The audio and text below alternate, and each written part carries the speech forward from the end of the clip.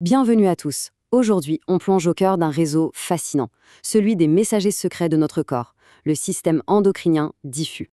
Alors imaginez une seconde.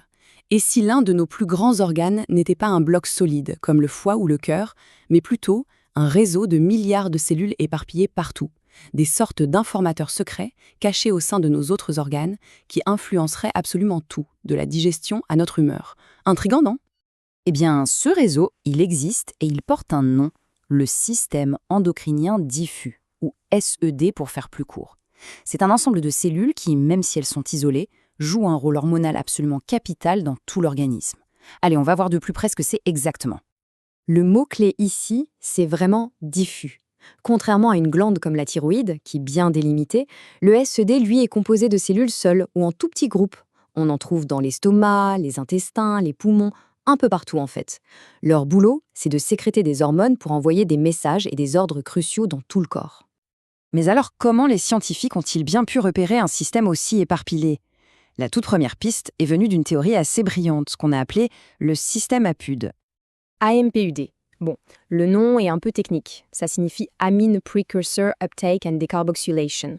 Pour faire simple, ça décrit une compétence chimique que toutes ces cellules ont en commun. Elles savent capter des molécules et les transformer en hormones actives, les amines. Et ça, c'était une avancée énorme. C'était la première fois qu'on pouvait relier toutes ces cellules, qui semblaient n'avoir rien à voir les unes avec les autres, grâce à une fonction commune.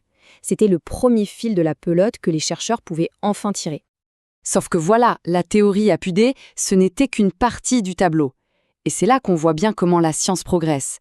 Les chercheurs ont compris que oui, beaucoup de ces cellules fabriquaient bien des amines, mais que d'autres produisaient des messagers beaucoup plus gros, comme des peptides et des protéines. Le concept de SED est donc bien plus large, bien plus complet. On peut dire que le système APUD, c'est un peu son ancêtre. Bon, assez parlé d'histoire, passons à la biologie. À quoi ressemblent concrètement ces fameuses cellules messagères ?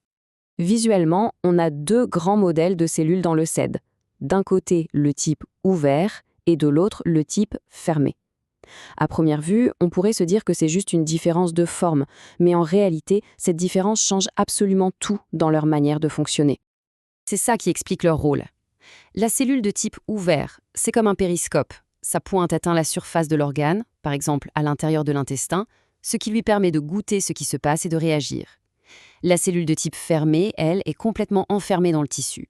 Elle ne reçoit d'informations que de son environnement immédiat et libère ses hormones uniquement à l'intérieur, dans le sang. De stratégie, de mission. C'est un vrai défi d'étudier un système dont les pièces sont éparpillées comme des îles dans un océan. Alors comment fait-on pour observer et identifier ces cellules si discrètes ? L'histoire de leur découverte, c'est une véritable enquête technologique. Au début, c'était quasi impossible de les voir. Puis sont arrivées des colorations chimiques spéciales qui les faisaient réagir, les rendant enfin visibles. Ensuite, la microscopie électronique a permis de zoomer à l'intérieur pour voir leurs petites usines à hormones. Et aujourd'hui, la méthode de pointe, c'est l'immunohistochimie.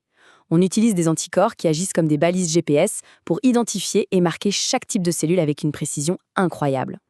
Et voilà à quoi ça pouvait ressembler. Cette image historique montre des cellules de l'intestin colorées avec une de ces vieilles techniques à base d'argent. Ces quelques points bien sombres qui ressortent, eh bien, ce sont des membres du système endocrinien diffus.